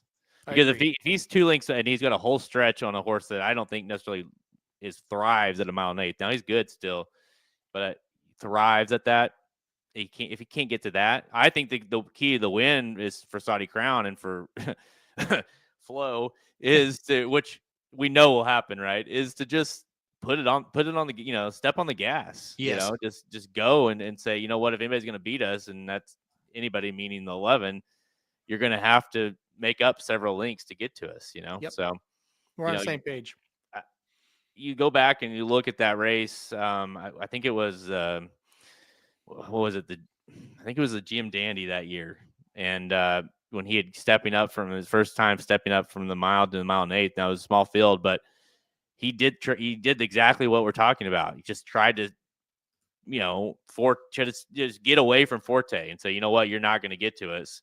And it damn near worked. And obviously that finish was insane. The way, the DQ, not DQ, and all this. But the point of it is that's kind of the what you want to see. It's like, maybe I'm not the best horse at this distance, and I think he showed that day that he's still a very good horse no matter what distance. But maybe he doesn't completely thrive. And I think the way look where he's entered him, Cox, that is, he's entered him mile and eighth multiple times, mile and a quarter, which obviously didn't go well. Mile and 16. So I don't think he's just a one turn type horse, but I do think he's better at a mile 16th or less. But in a race like this, if there was other pace in the race, I would not be on the 2. Yep. No, I think you laid it out perfectly. And I think the point I was trying to make is kind of what you made. It's like when he beats horses, it's usually horses that are good, not great. And I think when he faces one that might be a little bit better than just good, and that might be really good, like Fort Bragg, Forte, horses like that, they have the ability to catch him because he's slowing down just a bit, right? So I think the opportunity is going to be there. And if Locked or Whiteabario gets back to form or whoever you want to take, if they're good enough, they're going to be able to do it. But are they good enough? And I think that's a legitimate question. Yeah, somehow Flo will have the 2 in 5th or 7th. And, then the quotes after the race will say, well, I didn't like the pace, so I backed off. Like, okay, great.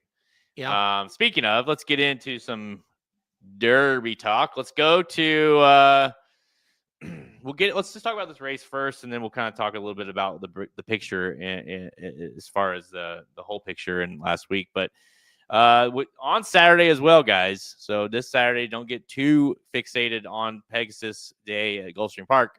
Southwest Stakes, Oaklawn Park, race number 10. It says $1 million 3-year-old race in January, going to mile 16 for 3-year-olds. And a field of 10 is lined up here. And guys, this is a showdown. You've got the one gaming for Bob Baffert. Hernandez comes with. You really don't need any introduction there. Baffert ships to win at Oaklawn Park, certainly if any other place. And then the 7, Patch Adams for Brad Cox. And look who's aboard, Pratt. You look at, that was the most glaring thing for me when I looked at this race. It's like, we just, because I'd handicapped Gulfstream first, and I'm like, all those races, all those opportunities, the horses that are there versus, whether it be for Cox or whether it be for Pletcher or whether it be for Chad or whoever. And he's at Oaklawn on Patch Adams. To me, that was like, wow, that is such a big sign to have this horse. Now, it is $1 million race. There's that. But I think that's a huge sign. This comes down to these two. I think Patch Adams is gonna smoke him. I really do. You're right, and that's the biggest news of all is that Pratt comes here instead of, yes, it's $1 million race. Yes, this horse is probably pretty good, but I think he might be just better than pretty good because Pratt could have rode every single race on the card at Gulfstream and probably would have had, if not favorites, short prices at least. Like, he probably would have won. Let's be honest, 13 race card. He's probably winning 4 races or so. Yeah. Not even that's probably average, right? I think he could win 5, he could win 3, but I do think he's giving up all those mounts because he believes. It's not. Let's call it what it is. He believes Patch Adams is his Derby horse. Yeah, I think that's spot on, 100% accurate. Now, jockeys have made those decisions in the past, and it doesn't work out, so it's not foolproof. But that's a good handicapping angle, as good as you're going to find.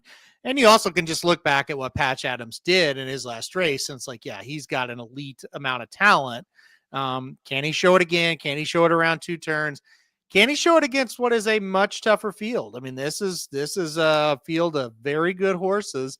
And I don't think it's going to be easy. And if it is easy for Patch Adams, I think he is really good. If we look at this and we go, wow, he just won that race. and they didn't really ask him to do much, he's probably going to be like a top 1, 2, 3 Derby horse, right? Oh yeah. I'm with you. I think Patch Adams is the horse to play here. If you think you're going to get 5-2, I think you're crazy. It's not going to happen. This is going to be the favorite of this race without any doubt in my mind. And look, I think the horse that can beat him, if anybody can, is the number 1 Gaming. But we got to see Gaming come back with something besides what we saw in the Los Al Futurity. Totally. That was bad. And let's also, I mean, Pratt has never rode Patch Adams before. Yep. Flo has rode him the first 2 starts. There's only 2 starts. Yep. Guess who has rode a horse a couple times? Pratt's rode Gaming 2 times of his 4 starts. Yep. So to me, that was like, oh, Pratt. Honestly, if you would have said, "Hey, Pratt is coming in for the Southwest," you didn't. That's all you knew, and you knew Gaming was coming. You knew Patch Adams was coming. You're like, oh shit.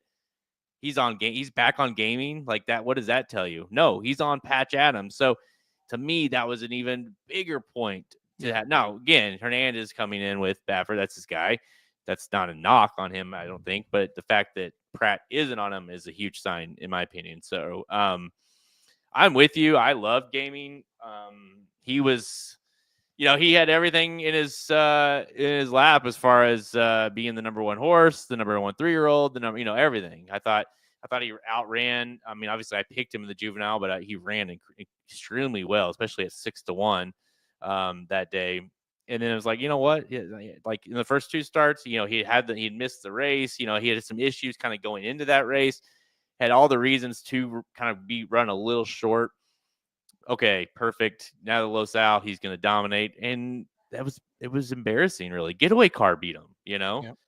And so what was that? But it is Baffert. It is Oaklawn Park.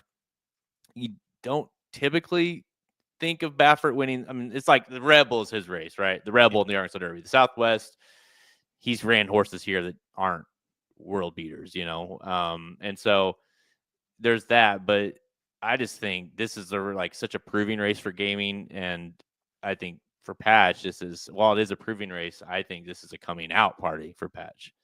Yeah, I think it's a very well said, and I think you're right. And we were talking about off air. I don't really know what Gaming will do here, because I was with you. After his first 3 starts, I said I know this horse. I've got him pegged. I know exactly who he is.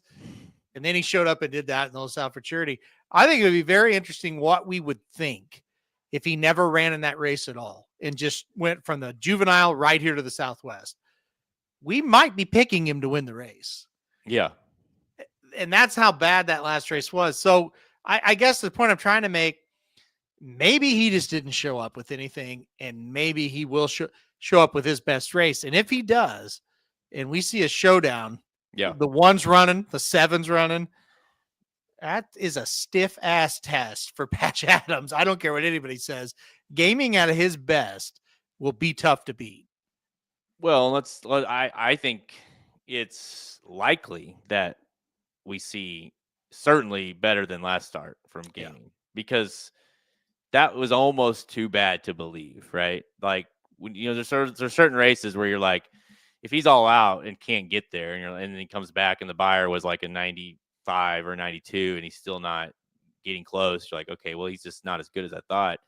But he got a 77 buyer for the race. I mean, 95 the race prior, 82 before that. This was his career worst. And again, like you made a great point. Who's your number 1 horse in the country, a 3-year-old right now? It's Citizen Bull. Who did he get beat by? It was a good second. It was Gaming. Gaming is like so. And that's how bad that race was. And so you can almost go too far a little bit. So I fully expect, Pletcher or Baffert's not bringing him here to not have a chance. And so, yeah, man, I think it's going to be a test. And talk about a test. The horse finished 2nd in the juvenile for your first stakes. And for not only that, your first 2-turn race for Patch Adams. Let's not forget, this horse took 2 starts to break his maiden as well. So this is only he's going straight from maiden to a stakes race. So it's a big test for him, especially if Gaming brings it. What about the 8? What about D. Wayne with American Promise? I mean, this is a horse that I, have debated going to my partner. Like, Yep. hey, this is a horse that we should claim. This is a American or a horse that we should have. You know, like even prior, like in like the drafts and stuff, because this is a horse that is going to run in all of them. You know, he finally broke through last out after many 6 starts. Finally broke through. And look where he's at. He's in here. It's, son of Justify. I have a tab at Mare. This horse wants to go run forever. I think he's an underneath horse. I don't know. He could win one of these races. I don't think it's this one. His races, when they've stretched him out to 2 turns, have all been pretty good. He got beat a half length by Render Judgment, got beat a length and a half in the next start by Monet's Magic, and then won last time out. He's getting better with each start since they've stretched him out. The pedigree is immaculate. He just feels to me one that Lucas might get 2-3 good races out of, and this could be the window. Yeah, the problem is let's just say it's the South. Let's say it's all these races. Let's say it's the Southwest, it's the Rebel, and it's the Arkansas Derby. And if you want to get weird, we'll throw in the Bluegrass as well. It's one of those, right? It's like you got to decide which one of those is he going to win or run extremely well. You know, it's one of those things where he's got American Promise and he's got Innovator, and it's just like, where is it going to be when this horse ruins everybody's day? You know what I mean? Because you just feel like you got 2 of them. You're going to run in all of them. They both have early speed where they could get out there and steal one. It just feels It feels like it could happen. Well, let's be fair. Innovator ran way too good last week to warrant any kind of changing of like, hey, we're going to stop. That horse is going to run in all the spots now. And so even though he lost, I mean, you got to figure out, and that's just always a thing with Lucas. You got to figure out which race they're going to pop on. But I think he's interesting underneath. What do you think about the 6 Sandman? This is a horse that we didn't draft, but I considered drafting. Had him on my board, let's just say. Hasn't been seen since before the draft, but making his 3-year-old debut here for Mark Cassey. Yeah, I thought the win at Oaklawn against the Allowance Company was pretty good. I see him more as an underneath horse. I don't see him as a horse to win, but I do think underneath he makes a little bit of sense here. His last 2 races, really the Street Sense wasn't a bad race either. Him and Tistastic both, I thought those are the horses that could get up for maybe 2nd or 3rd. I don't think they can actually win. Yeah, I don't. I like him. That's ultimately why I didn't draft him, obviously. What about the 10 Speed King for Moquette? Last out, finished 2nd in the springboard. I was super pissed at him when he lost the springboard. That you let Cold Battle beat you. God damn it. Because I had Speed King in that race. And, the number came back pretty strong. And then Cold Battle came back and won really impressively against a weak field in the Smarty Jones. But still, he won impressively. Makes me like Speed King a little bit more in this spot. I think he can get upset the pace, maybe hit the board. I don't think he's going to win, but I think he'll be out in front. I think that's the one they're all going to have to come catch. All right. So my final question to you, and then give me your winner. It's obvious it's between these two, the 1 and the 7, at least on paper. Who's getting to the lead? Like who's doing the running in this race first? It's both, both have been forwardly placed. Gaming has showed it in the juvenile to kind of sit off of it a little bit, and he has tried to do that at the last couple starts. But it's Baffert. You could see him trying to go gate to wire with the horse. What do you think is going to happen here? I think Speed King is the pace setter. And then I think American Promise, Gaming, and Patch Adams are kind of going to fall in 2nd, 3rd, and 4th. If I had to guess, I would say Patch Adams is 2nd, Gaming's tucked in 3rd, and American Promise is kind of out there with him on the outside of him. And I think that's how it'll go. I do think Speed King gets to the front. This horse is super sharp right now, and I think he's just going to be fast enough to break and get out there. And then, like I said, I think Patch Adams 2nd, and then Gaming and American Promise in 3rd, not far behind Patch Adams at all. So you didn't really say you kind of alluded to the fact of, hey, if Patch Adams dominates here, runs like, then all of a sudden he's a top 3 horse, right, on the Derby Trail. But you didn't really allude to what happens if gaming does that. What if gaming does what you said Patch Adams could do? What if gaming turns the tables and shows everybody like, hey, remember me? Like, I'm really good. Does he become top 2, top 3? You know? I think so. Let's pretend Patch Adams runs kind of what we think are going to run well, and then gaming is able to beat him at the wire or something like that. You look back and you go, well, shit, whatever happened to Los Al happened. That's a weird place. Who cares? Yeah. I mean, I think you and I kind of exited Breeders' Cup Day, and I don't know if we said it on air that day or not, but we were like, I think gaming was probably the better horse, just didn't have that race under him. And maybe going forward, gaming will be pretty darn good. And then he did what he did and ran so bad. But yeah, I think nothing's lost if for gaming, if he can turn it around and win this race, he's right back where he was. And who cares what happened at Los Al? Is a stupid 2-year-old race at Los Al. Who cares? Right. So that's kind of how I think we would approach it. Well, that's why this race here is just so critical for him. Yeah. Now, Patch, it's critical for both because Patch has all kinds of hype going into this thing. But it's critical for both, really, or for gaming, because once is it happened. Twice is like, oh, that it happened again. It becomes more of this is an issue for him. And as we've talked about on the show a lot, if Baffert, it's like you could see this horse back. He backs off the horse. We don't see the horse till June. You know what I mean? 100%. Or he's in the Rebel next time, and like that. That's just, and there's really not a lot in between. So it's a big race for gaming, as it relates to the Kentucky Derby Trail. Patch Adams just needs to run well.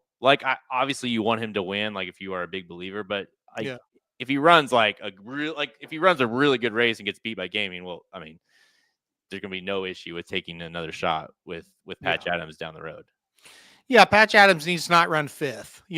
That would be the only bad thing, where he would be off the trail if he just wasn't involved. But as long as he runs well, he'll get another chance at it, and we'll just see. We'll see what happens. I could see Patch Adams doing great things in this race, but I do think there's a world where he doesn't run quite as well as people think, and maybe he gets beat in the spot, because there are candidates out there to beat you if you're not at your best. Yeah, John does need that horse to win by 15. That was a big. This is a horse that in the fantasy draft everyone had on their boards. Us personally, we're like, yeah, let's get this. If this horse gets to us, and it's like, oh, never mind. Yeah, with number 1. And so a lot of people we're hoping this horse would get to them, and obviously he didn't. So the hype's been there for a long time. I know the hype's been there from the barn, from the connections, before this horse even debuted. Of course, he lost.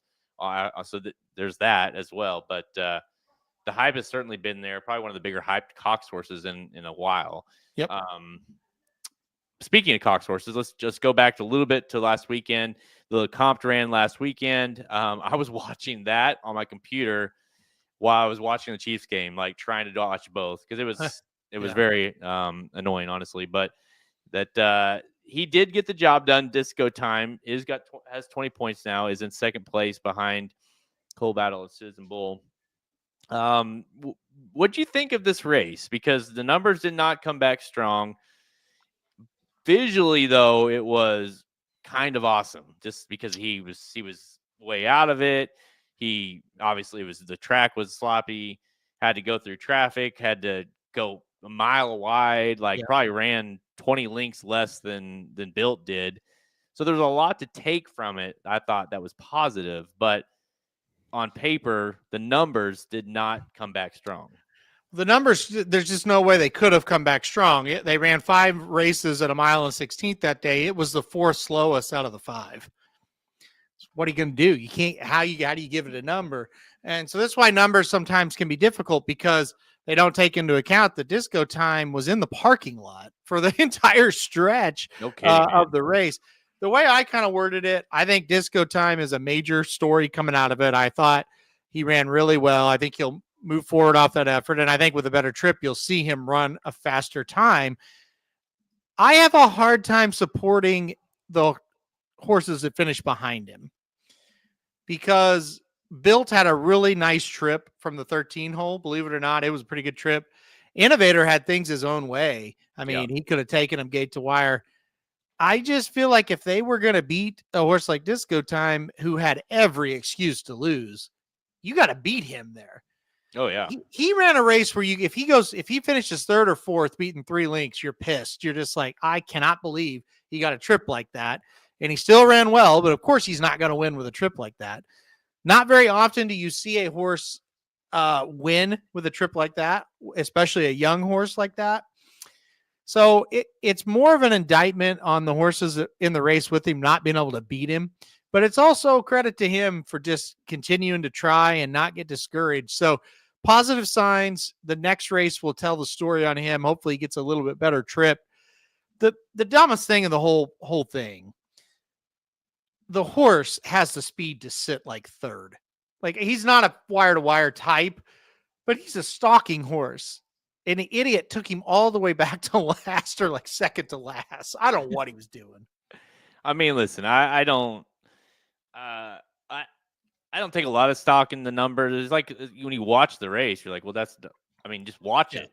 He's like, that number's not coming back strong, No.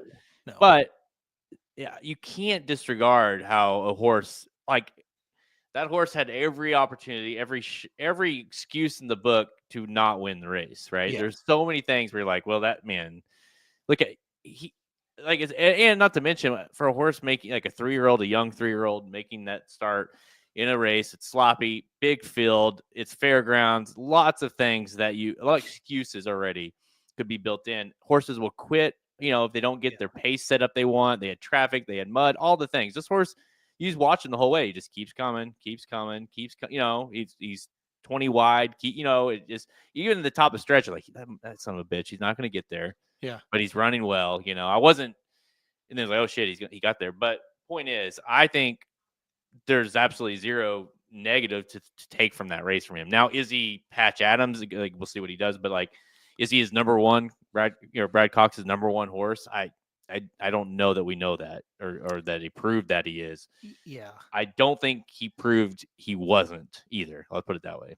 I think he proved that he's a good horse, and I think we're going to learn a lot more about him when he gets a normal trip, and let's see how good is he at this point. And I want to bring this comment up because it really drives home what I'm trying to say. Curtis said Disco Time ran a slow time at Fairgrounds, and when he got back to the barn Sunday, Admiral Dennis looked at him and said, "Hold my beer." So you watch Admiral Dennis, who ran very slow as well, but he had no reason to run slow other than he's slow, right? Like, yeah, he got a great trip. He set a turtle-like pace. He just doesn't have any kick. He just kind of ran the same speed all the way around the track. So with his slow time, it's like, yeah, I get it. Then you compare it to what Disco Time did, and he's in traffic and he's getting mud all over his face. He swung out 10 wide. Like, he has excuses to kind of run on that slower time. Yeah. Well, most horses are not, they're not getting there in that race. No. They're either quitting or they just won't get there. So I think that from the Derby is a crazy race. It's a lot of horses. Things can go wrong. It's good to get that kind of experience under a horse's belt that early. Now, when things go right and, has better, maybe, just maybe, has a jockey that puts a horse in a good position. Like, he never made any effort to get that horse in the spot. No. He just broke and just kind of pulled the reins and said, "I'm not getting in that," So it blows my mind. Like, Brad Cox, I maybe he's not a smart guy, but I feel like he's a smart guy. And it's like the quotes after the race are like, "Yeah, I kind of expected him to be closer to the pace," but then it's like, okay, boom, there's your jab, and then he's like, "But Flo did such a good job getting him," all this stuff. It's like, what are you? What the reason he was in that spot was because of his jockey. Yeah. It doesn't make any sense to me that he continues to get to put him on the mount. is crazy. He didn't break that well, but he like, it's like he broke kind of flat-footed and Giroux just kind of almost panicked is what it looked like. Easy for me to say. I'm not on the damn things, but when you just watch the tape, it's like he's just like, oh God, and he just pulled him up. Or it's like, no, just kind of ease him back into it, and you can probably get a decent position. He won, so whatever. But again, that's what it felt like to me. It's like he just panicked and said, "Oh, we got to take back." You know what I mean? And I don't think he really needed to, but whatever. He still won the race, and so that's the good news for you and for everybody that bet him and picked him. So, well, we'll see. I'm sure he'll be tracking down that path as well, going to the next start there at the fairgrounds, I would imagine. But you never know with it. We'll see with what happens with Patch Adams this weekend as well, and some of these horses start to show themselves for Brad and where they end up. But Disco Time does almost secured himself a spot in the gate. Needs one more start with a decent effort, and he'll get there. But 20 points for Disco Time in that Lecomte win.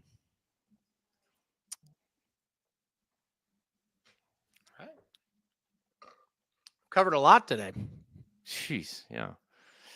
Lots of, hey, we've been asking for it, right? That's right.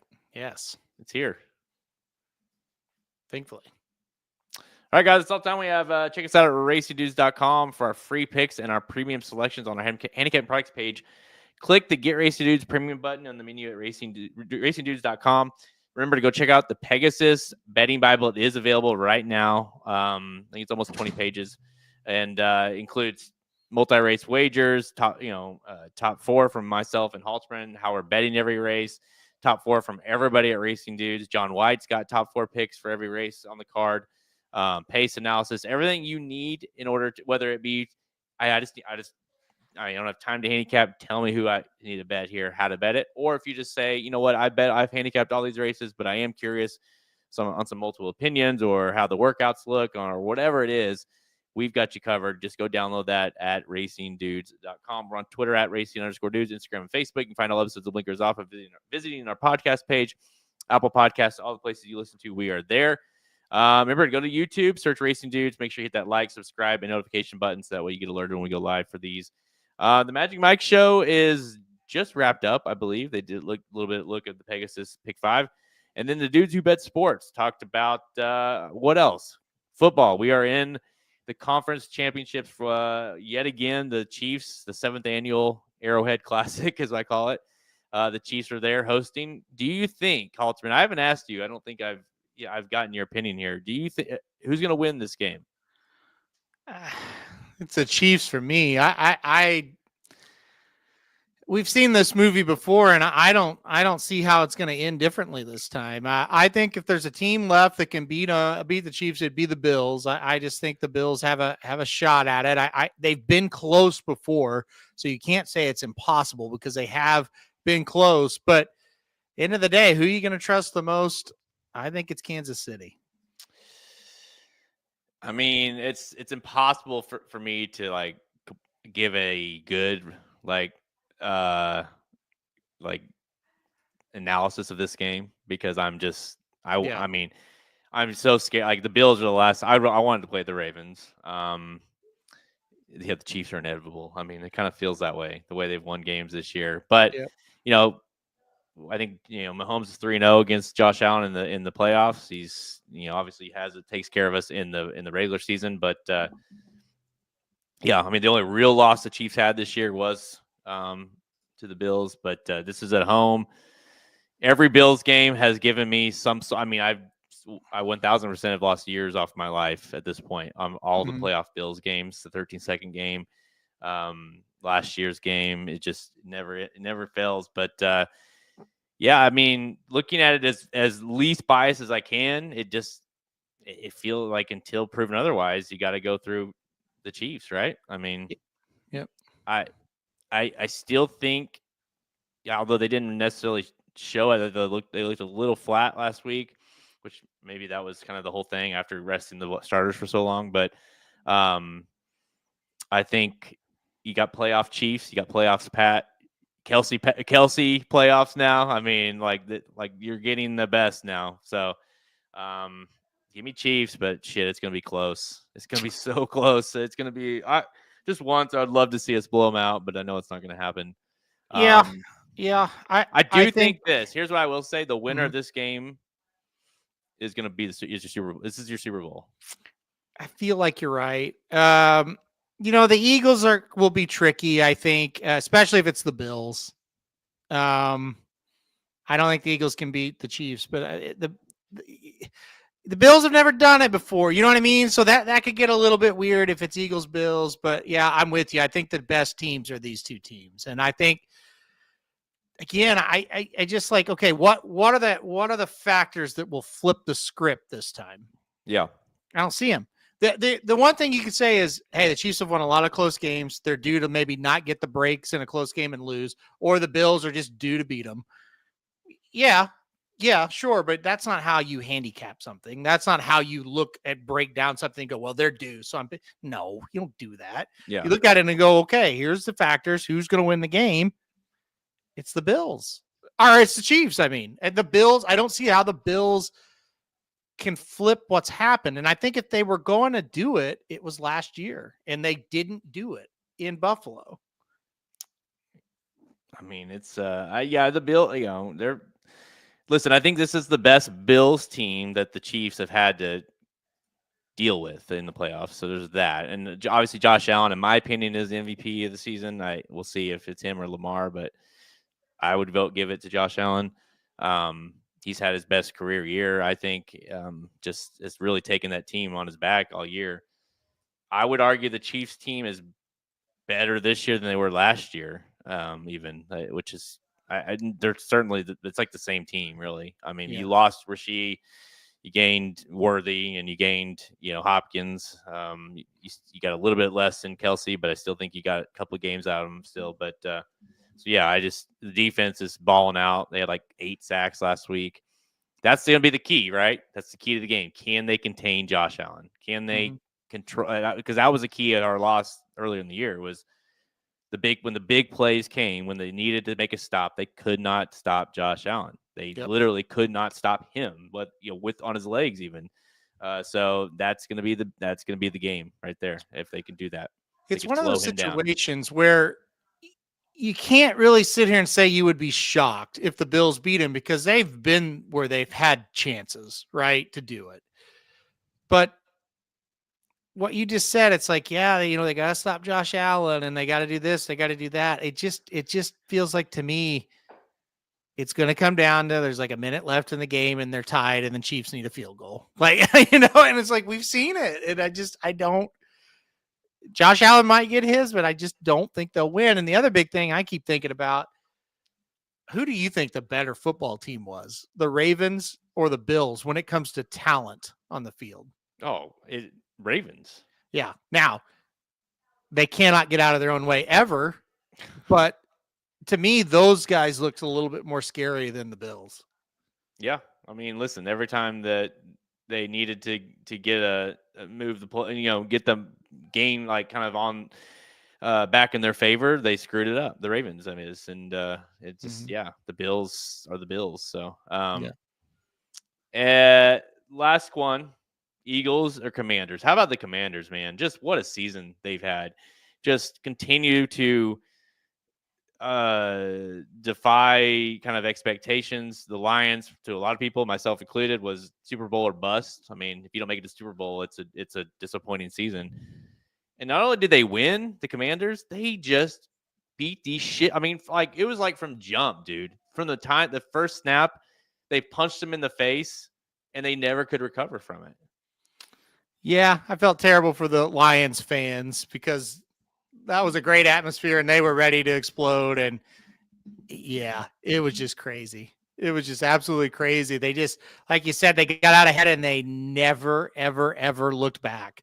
And they just kept getting, when they needed plays, they would get them, whether it be a big screen pass that would go all the way or whether it would be a turnover here or there. So feel sorry for the Lions, but yeah, I give Washington a lot of credit. I think Washington can cover. I don't know that they can actually win. I think the Eagles will win the game, but I think it's going to be close. Yeah, it's Some of the comments in here are funny. I'm rooting for Commanders. I still think the Eagles are a little bit more poised to do it. Yep. He might be one of those 1 year too soon type of thing with for Jaden. I mean, but if they win, I won't be surprised. I think it's gonna be a hell of a game. They like you said it, Curtis. He looks like the same player in college, but he's doing it in the pros. It's insane. He just the throws he's making are insane. So I do think it's Eagles. I think it's Eagles Chiefs. Another rematch, another boring rematch for people to bitch about, but whatever. So another thing too, I don't understand the logic of NFL being rigged. Like I don't know how that's possible. Like just seeing the comments, like, and it's obviously not new. Like everyone says, like, oh, it's rigged. They want the Chiefs to get there. They want the ratings or whatever. And how do you do that with with players in the NFL? Like, how do people not tell people about it? After the fact, like, hey, we were told to do this or that. Like, it would get out. How we know wrestling's fake. Ask anybody; they know it's fake. But like, to say the NFL is fake is like, can you imagine telling Mahomes, like, hey, you're gonna have to lose this game against the Bills because it's for the ratings? Like, no, it's crazy to me. It's true. I've never understood how the logic of that makes sense. I think in the NFL, your elite players, your elite teams, they do get more calls. Yeah, for sure. And that sparks people to say things like that. I think that's a lot of it. But it's not rigged, that's for sure. No, that's crazy. No, but it's any professional sports league. The star players and their team will get the benefit of the doubt on calls. That's happened from the beginning of time to now. But past that, I mean, they're not sitting there going, okay, it's going to be 24-20 today. Like, like wrestling where, we do know the outcome, It's like, it's weird. Like, can you imagine having your life where you live the life of like, when the results happen of the game, you're like, well, it's rigged. It's like, that's just mind blowing to me. That's like, maybe you have trouble like comprehending negative results. I think you can point shave on games. I think you can do things like that. I think there are ways that players are probably involved and stuff like that, but as a whole, they've scripted the entire season is not a reality based thing to say. And listen, it started before. By the way, did you see the stat? I don't know, you may not have seen it because you don't care, but there was a stat like, it was like, oh, Mahomes gets all the roughing the passer calls, he's like one of the lower ones. It's like it was like out of like 100 dropbacks or up to 100, something like that. And his was like 66% of the time, and like Josh Allen was like 95 or 93%. And it's like, so it's just that, like you said, it goes to anytime there's the elite. Same thing happened with Brady and the Patriots. Or when you have like those stars, it's that's the alleged comments. They're cheating. They're they're getting the calls. It's rigged.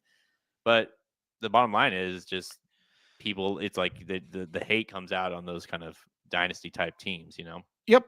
Yeah, and I think that's just it. People, because there's huge fans of that team, and then everybody else in the league hates that team, and so that's why you get that chatter. Yeah, and that is what it is. I mean, that's been around forever. You guys are now the Patriots. It was the Patriots. You notice nobody says they hate the Patriots anymore?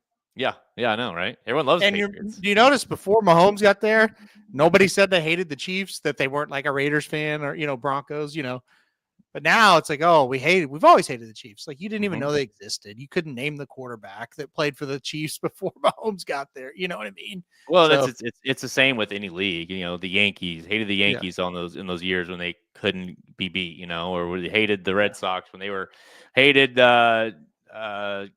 Give me like a college like LSU, or hated it's like any person that hates greatness or hates those teams, like, well, and listen, Mahomes is certainly not the first.